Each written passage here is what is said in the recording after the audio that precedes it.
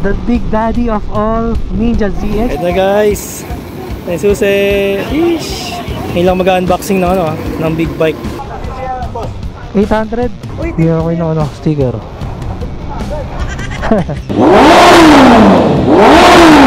Grabe, halimaw, parang si Godzilla.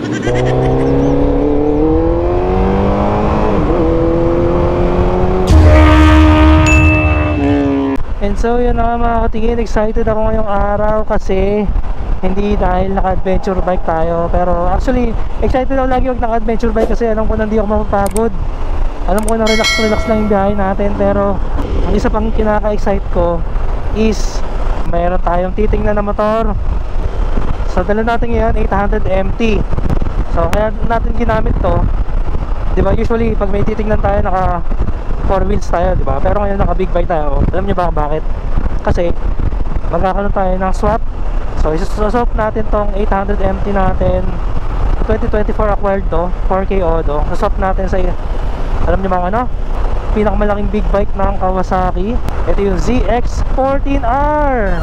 Basta pag sinabing 14R, ito yung pinaka-daddy, pinakamalaking ZX Ninja series ng Kawasaki. At 14 kasi 1,400cc. Grabe no? Sobrang na-hype ako at na-excite ako. Problema, 1 bar na lang tayo. Ito, on the way tayo ngayon sa Port of Manila, sa Pier 4. Doon daw kasi ang babaan ng mga cargo, rolling cargo na galing ng Mindanao. So galing pa to ng Mindanao. Itong ZX14R, napacheck na rin natin siya sa LTO. Okay na siya. So malalaman natin, makikita natin siya mamaya.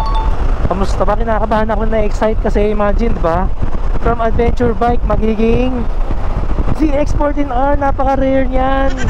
Sobrang konti lang sa Pilipinas niyan, guys. Mas rare pa to sa H2 kasi medyo maraming H2 sa Pilipinas eh. Mga less than 10, siguro mga 6 ganyan.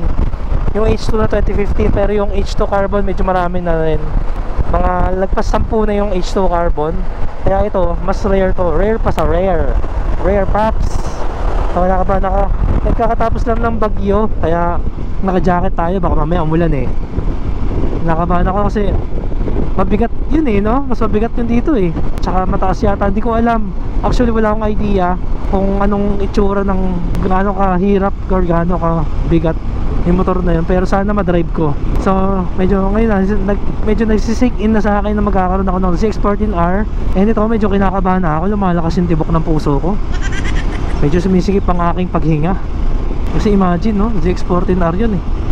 Yung natin, gagawa kasi natin siya na review, kaya natin gusto kunin. Hihilihan natin kasi right now sa garahe meron tayong ZX25R, meron tayong ZX4R, ZX6R, and ZX10R. So 4 yun. Sana plus the big daddy of all, Ninja ZX, the ZX14R, 5 Ninja ZX from the ZX family. Gagawa natin ng comparison review, silang 5. And I think sa buong Pilipinas baka tayo pa lang ang nakabuo ng 5 ZX na yan, diba? Mataas ang chance na tayo pa lang ang makakabuo. Ang sarap i-pictorial nyan at ang sarap i-vlog nyan, nako. But hoping sana walang problema kasi ano pa to eh, I think 2019 pa to. Parang yun na lang yata yung last na nagbenta sila ng ZX14R, pero hanggang ngayon naman yung pa rin ng itsura ng ZX14R. Sa collector's bike, kung fan ka ng Kawasaki, nako, sigurado mag-enjoy ka dito, diba? And ito, malapit na tayo. Sobrang traffic pala dito pag Friday, daming truck. So na-delay po yung dating nung cargo dahil may bagyo, kaya ngayon lang kami makakapag-transaksyon. So I think eto na tayo, malapit na. Nahihirapan ako dito kasi yung mga pier-pier, mga gate-gate eh, ang hirap eh. Ang sabi ni kuya, yung pinagtanong ako doon, eto na raw yung next na gate na raw, may Jollibee. Eto ba yun? Saan yung Jollibee? Eto na yata, hindi pa ito. Hindi pa ito, next gate pa. Next gate, wala kang Jollibee eh. Ayun na, next na. I think eto na, parang may nakita na ako dito. Ayun na, Jollibee. Baka kailangan natin pumasok dito.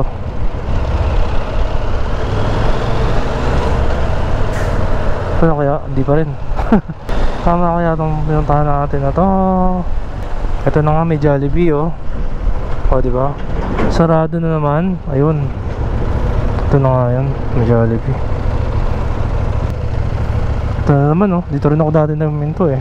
Pier 4. May kukuning motor tapos ito rin. Magpapalit kami, ito ikakarga sa barko. Papaship din. Bawa mo ng ticket. Ticket.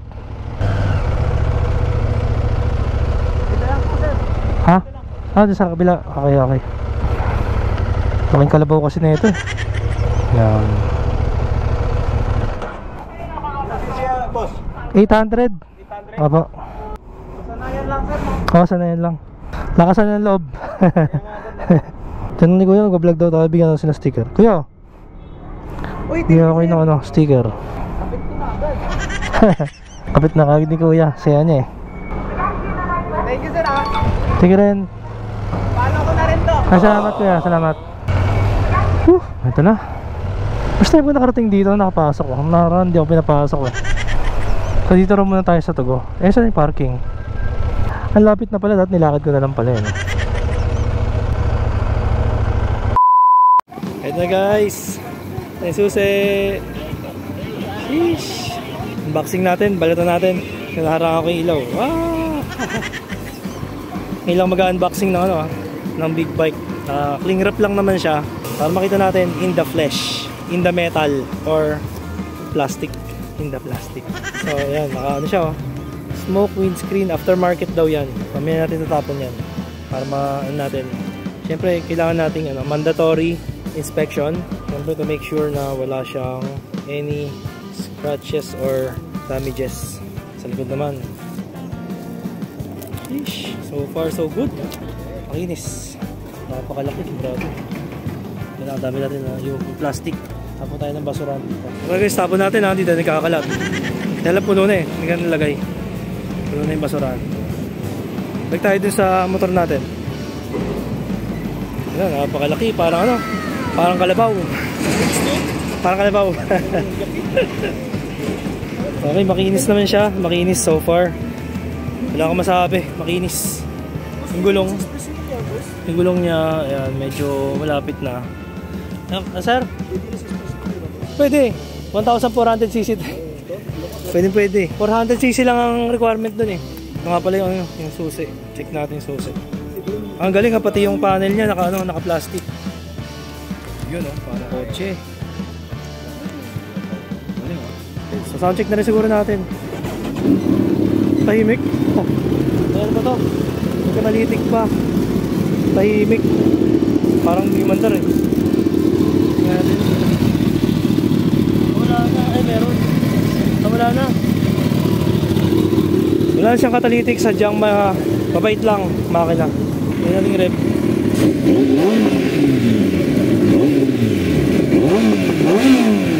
Ganda. Angas. Okay guys, panalo. Kayong mga katingin, ano masasabi nyo? Alright, ito na. First ride na natin sa Kawasaki ZX-14R 2016. Ito yung huling 14R sa Pilipinas. Nakabahan ako. Baba lang niya. Sir. So yun, di umabot yung 800 MT sa pier, sa shipping kasi bumagyo. Kaya mangyari, next shipment na lang. Quick shifter kaya to? Wala pang quick shifter to. Woo! So yun, para din ako naka-Hayabusa, pero para mas mababa ng konti yung seat height nito sa Hayabusa. Sayang lang na wala siyang quick shifter, pero alam ko pwedeng palagyan to ng quick shifter. Kabitan lang natin siya ng clutchless shifting, our imaginary quick shifter. May gas pa ba to? Naku, wala na pa rin gas yung 800 MT Saan ba yung gas na ito? Naku, walang fuel gauge. Ayun, meron, empty na rin siya. So yung clutch niya parang H2 matigas. H2 na 2015 Gen 1. Ganda ng suspension. Touring bike talaga kasi ito eh. Hyper touring bike ba? Grand touring hyper bike. Woohoo! Okay naman, not bad. Ganda yung footpeg niya, rubber. Talagang pang touring talaga siya eh. Kailangan clutchless shifting, tigas eh. nangyari, sinusundan tayo ni sir kasi hindi walang biyahe na bumagyo kasi inabutan tayo ng cut off. So iuwi muna natin yung 800 MT. Thursday na lang ulit yung next na shipment. Lago muna natin siya for a few days. Sobrang smooth, walang vibration. Sobrang relax na relax yung makina.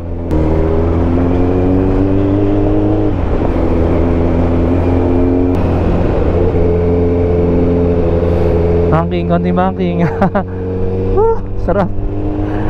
Sarap.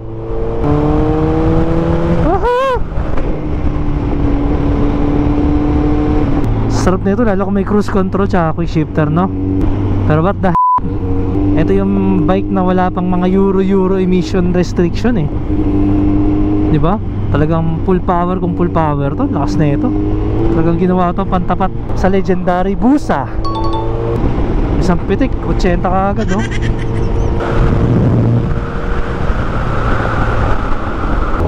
Ang ganda ng daan dito, no? Para tayo nasa ibang bansa eh, di ba? Woo!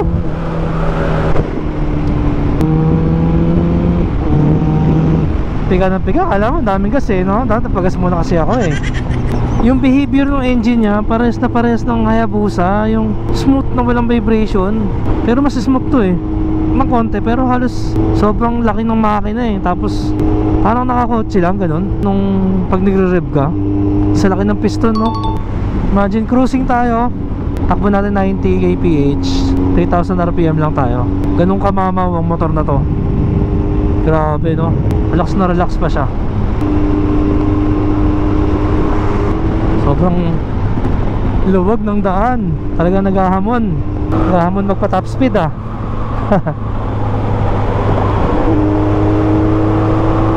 Tayo natin si sir. Ayaw niya kasi magpakilala. So anonymous lang, sir lang tawag natin kasi ayaw magpakilala. So ito, wala tong RFID kasi galing pa to ng province. Ano dyan si sir? Ano yung RFID? RFID. Wala nga pala tayong RFID. Cash lane tayo, cash lane.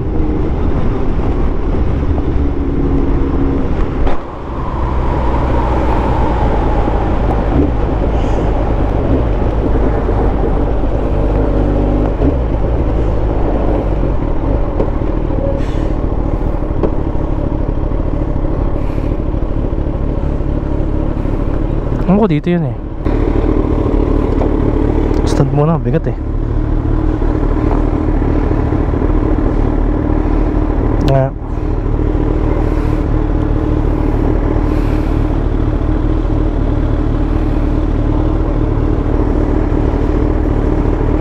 Bayad ko na siya.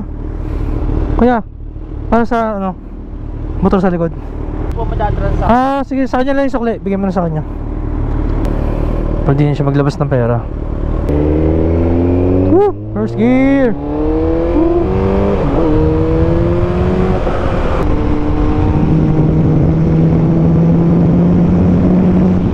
Abangan nyo mga katingin ha. Marami pa tayong mga contents dito. Nagawa tayo ng mga public reaction. Siyempre, dali natin sa Marilaki Ride, our favorite place to be. Hindi masyado makabakbak kasi meron tayong convoy. Eh si sir pa naman, taga Mindanao din siya, taga Jensan. Kaya hindi niya masyadong kabisado rito. Kung may tanong mo natin kung meron pa siyang gas. Baka wala na siyang gas ha. Tanong natin kung okay pa siya, kung may gas pa siya. Okay pa? May gas ka pa? Meron pa? Baka si mamaya tumirik eh.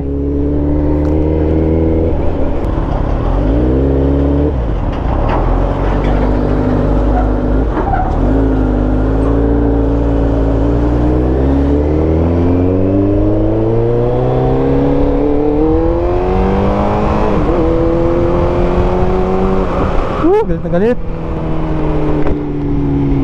So yun na nga mga katingin. So malamang nagtataka kayo kung bakit tayo kumuha ng ZX14R. Kasi may nag-offer sa atin. Kasi binibenta natin yung 800 MT natin. Tapos may nag-offer si sir na nag-offer ng ZX14R. Syempre naman sino ba tatanggi, diba? Gusto natin masubukan, reviewin. Tapos bahala na, tingin natin. It's an honor na makapag test ride nito. And finally maging isa sa may-ari ng ZX14R. Isang masarap nga dyan,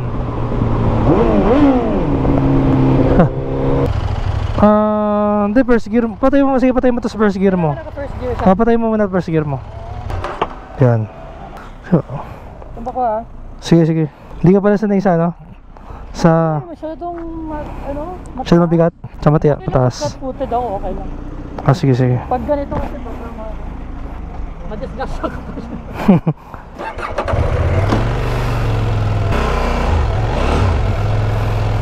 Kailangan dito kasi buo loob mo. Yun. Kailangan lang ano. Pag motor ko, okay lang. Nakaka-nervous lang talaga, no?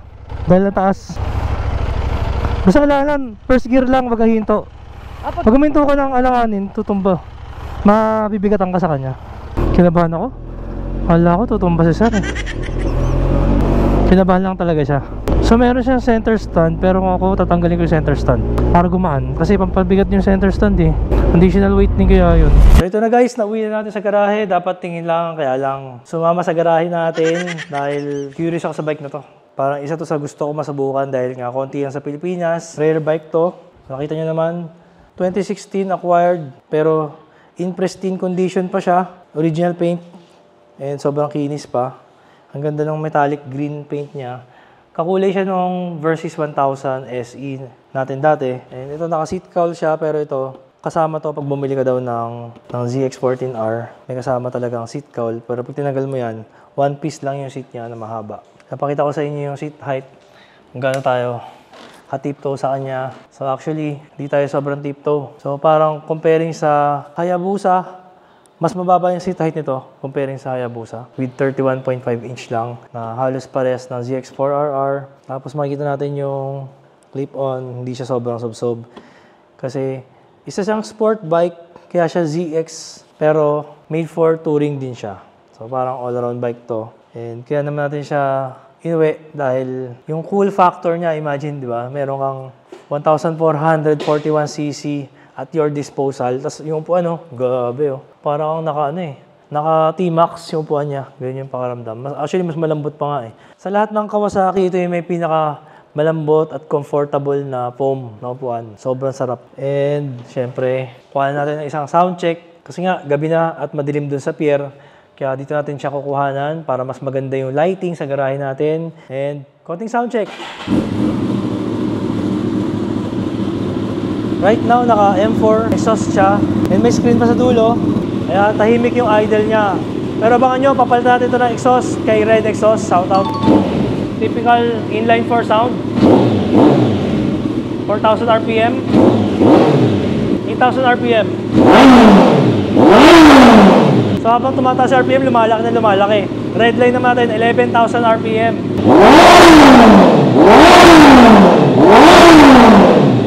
Grabe, halimaw, parang si Godzilla. Abangan nyo, marami pa tayong content na gagawin dito sa bike na to. Bibuild natin siya, siguro palit exhaust, palit gulong, kasi medyo paubos na yung gulong niya. And yun kasi yung disadvantage sa napakalakas at napakabigat na bike. Siyempre, mabilis kumain ng gulong. So, abangan nyo yung gagawin nating upgrades dito at long rides. Hopefully, magamit natin sa rides.